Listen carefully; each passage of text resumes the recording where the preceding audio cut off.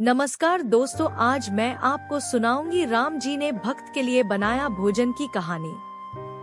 और हाँ दोस्तों, कहानी पूरी सुनना, आनंद आएगा।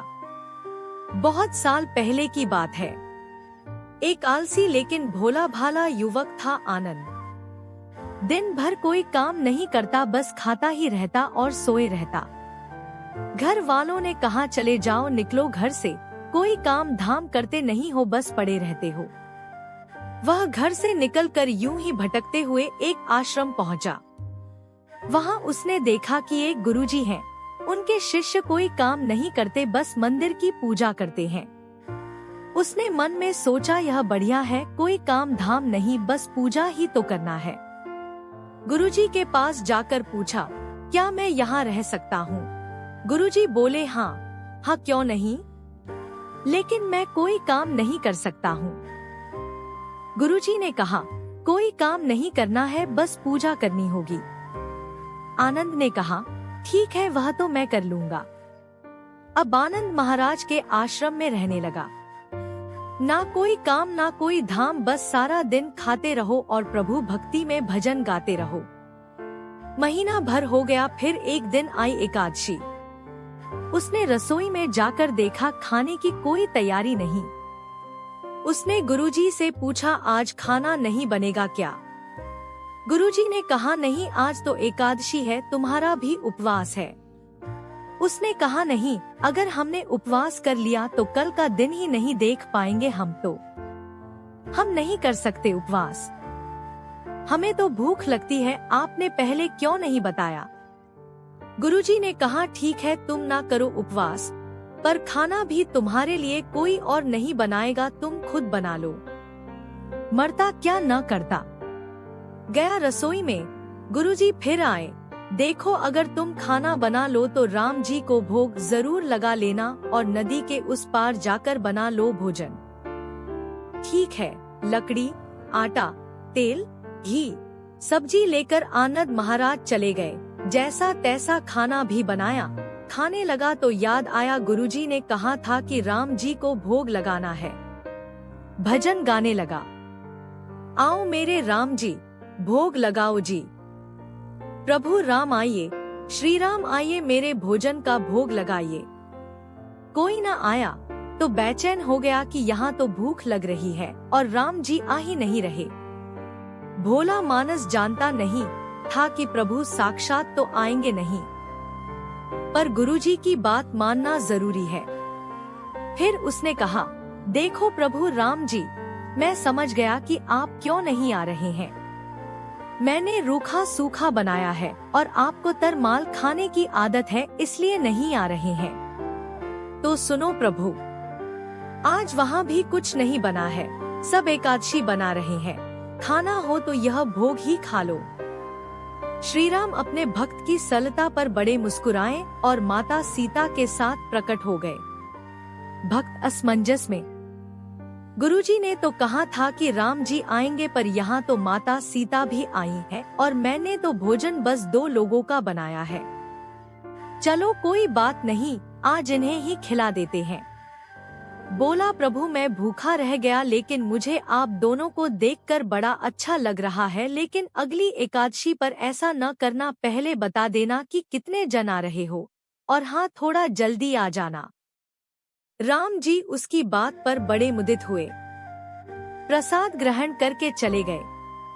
अगली एकादशी तक यह भोला मानस सब भूल गया। उसे लगा प्रभु ऐसे ही आते होंगे और प्रसाद ग्रहण करते होंगे। फिर एकादशी आई। गुरुजी से कहा, मैं चला अपना खाना बनाने, पर गुरुजी थोड़ा ज्यादा अनाज लगेगा, वहाँ 2 लोग आते हैं। गुरुजी मुस्कुराए, भूख के मारे बावला है। ठीक है, ले जा और अनाज ले जा। अब की बार उसने 3 लोगों का खाना बनाया। फिर गुहार लगाई, प्रभु राम आइए, सीताराम आइए, मेरे भोजन का भोग लगाइए। प्रभु की महिमा भी निराली है। भक्त के साथ कौतुक करने में उन्हें भी बड़ा मजा आता है। इस बार वे अपने भाई लक्ष्मण, भरत, शत्रुघ्न और हनुमान जी को लेकर आ गए। भक्त को चक्कर आ गए। यह क्या हुआ? एक का भोजन बनाया तो दो आए, आज दो का खाना ज्यादा बनाया तो पूरा खानदान आ गया। लगता है आज भी भूखा ही रहना पड़ेगा। सबको भोजन लगाया और बैठे बैठे देखता रहा। अनजाने ही उसकी भी एकादशी हो गई। फिर अगली एकादशी आने से पहले गुरुजी से कहा, गुरुजी, ये आपके प्रभु राम जी अकेले क्यों नहीं आते? हर बार कितने सारे लोग ले आते हैं। इस बार अनाज ज्यादा देना।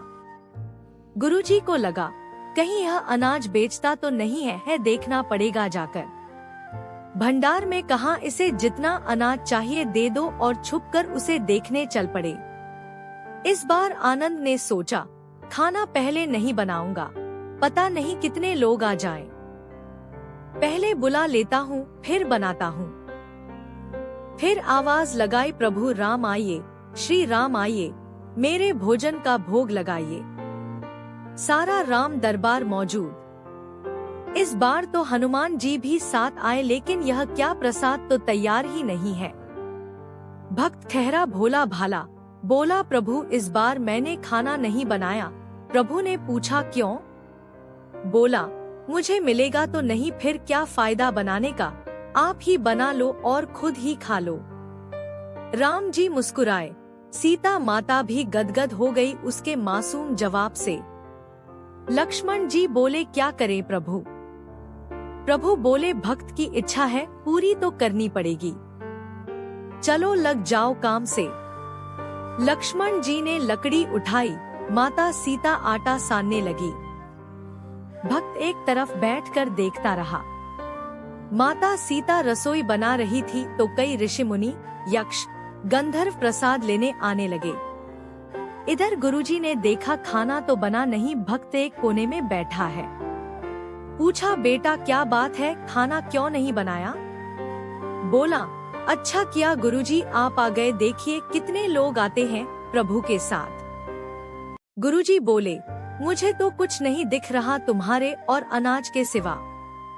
भक्त ने माथा पकड़ लिया, एक तो इतनी मेहनत करवाते हैं प्रभु, भूखा भी रखते हैं, और ऊपर से गुरुजी को दिख भी नहीं रहे, यह और बड़ी मुसीबत है।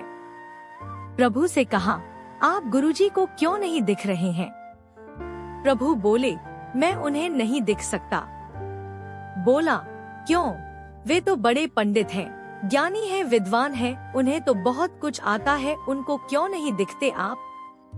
प्रभु बोले, माना कि उनको सब आता है, पर वे सरल नहीं हैं तुम्हारी तरह, इसलिए उनको नहीं दिख सकता। आनंद ने गुरुजी से कहा, गुरुजी प्रभु कह रहे हैं आप सरल नहीं हैं, इसलिए आपको नहीं दिखेंगे। गुरुजी रोने लगे, वाकई मैंने सब कुछ पाया पर सरलता नहीं पा सका तुम्हारी तरह, और प्रभु तो मन की सरलता से ही मिलते हैं। प्रभु प्रकट हो गए और गुरुजी को भी दर्शन दिए। इस तरह एक भक्त के कहने पर प्रभु ने भोजन भी बनाई। यह भक्ति कथा लोक श्रुति पर आधारित है। दोस्तों, यदि आपको ऐसी ही कहानियाँ सुनाना पसंद है तो प्लीज हमारे चैनल को सब्सक्राइब अवश्य करें, और हाँ दोस्तों, बेल नोटिफिकेशन बटन को अवश्य दबाएं ताकि हमारी आने वाली वीडियो आपके पास सबसे पहले पहुँचे। वीडियो पूरा देखने के लिए धन्यवाद दोस्तों।